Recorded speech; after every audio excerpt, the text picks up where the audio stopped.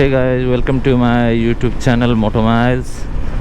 So আজকে বের হলাম, আজকে ফ্রাইডে, বাজছে এখন 5:30, বিকাল 5:30। ও রাস্তার মাঝখানে এনারা এমনভাবে দাঁড়িয়ে থাকে প্যাসেঞ্জার ওঠানোর জন্য, বাইক এনাদের অবস্থা। এই গণ অভ্যুত্থানের পর এই জিনিসটা একটু বেশি বেড়ে গেছে, ইজি বাইক শহরে বেড়ে গেছে অনেক। কারণ আগে লাইসেন্স ছাড়া ইজি বাইক তেমন একটা চলতো না, এখন লাইসেন্সবিহীন অনেক ইজি বাইক চলে রাস্তায়। তো এই জন্য একটা ইজি বাইকের রাশ রাস্তায় দেখা যাচ্ছে ইদানিং। তো যাবো একটু এক জায়গায়, যে একটু ফ্রেন্ডরা মিলে বসবো, একটু গল্প করব। কিছুদিন পর একটা ট্যুরে যাব বাইক ছাড়া, সেই ট্যুর নিয়ে একটু ডিসকাশন করব। দেখা যাক। এই সামনে যাচ্ছে আমার দুইজনই আমার ফ্রেন্ড। এই যে রিসেন্টলি একটা প্রবলেম নিয়ে সবাই ফেস করতেছি আমরা, যে প্রবলেমটা আমিও ফেস করলাম, সেটা হলো আমাদের বাইকের ট্যাঙ্কিতে মরিচা পড়ে যাচ্ছে। ইদানিং মোটামুটি সব ধরনের বাইকেই মরিচা পড়ে যাচ্ছে। এর অনেকগুলো কারণ আছে। কেন? কারণ আগে আমাদের দেশে যে আপনার ফুয়েলটা আমরা বাইকে দিয়ে, এটা তো বাইরে থেকে আমদানি করে আনা হয়।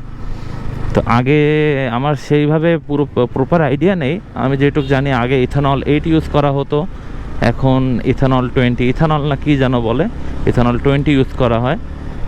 যার কারণে এটা মিশ্রণের ফলে ট্যাঙ্কিতে মরিচা খাবেই। ইভেন এটা ইন্ডিয়াতেও সেম প্রবলেম হচ্ছে, আমাদের পার্শ্ববর্তী দেশে, ইভেন আমাদের দেশেও সেম প্রবলেম হচ্ছে।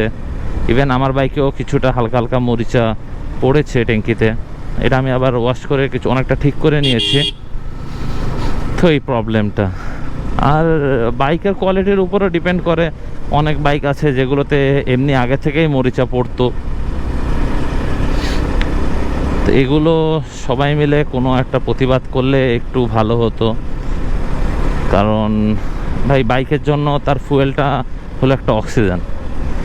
ফুয়েল ঠিকঠাক না পেলে বাইক কখনোই আপনার দীর্ঘমেয়াদী হবে না, ঠিকঠাক চলবে না। আর এই ফুয়েলটাই ভাই যদি আমরা খারাপ দিই, তাহলে কোনোভাবেই বাইকটা ঠিকঠাক দীর্ঘজীবী করা পসিবল না।